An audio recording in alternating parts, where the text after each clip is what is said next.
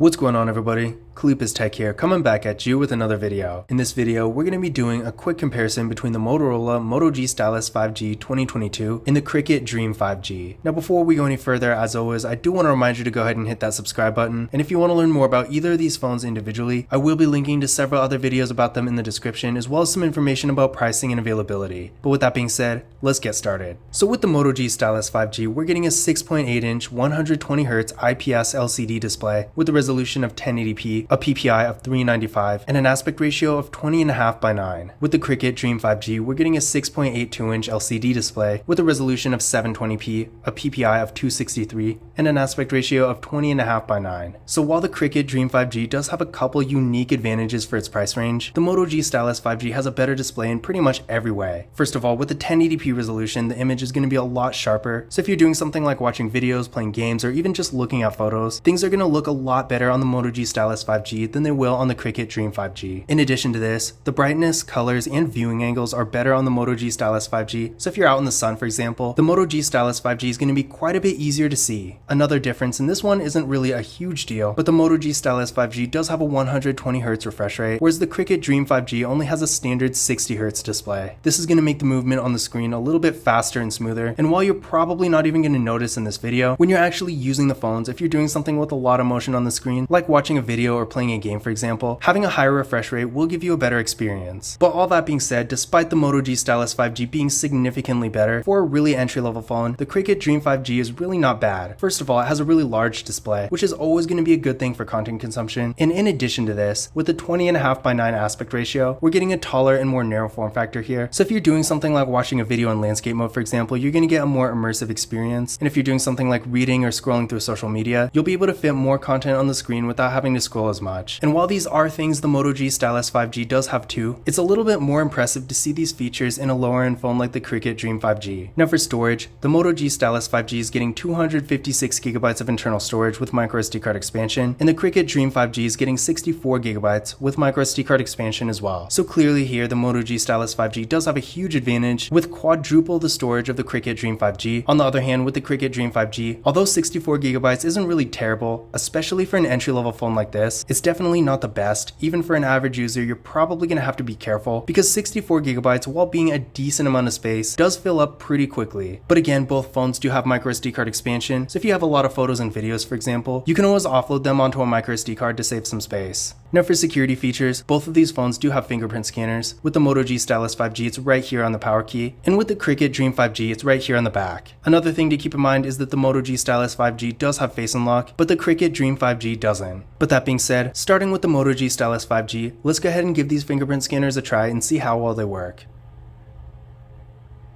There we go, one more time. And there we go. And moving on to the Cricket Dream 5G. There we go, one more time.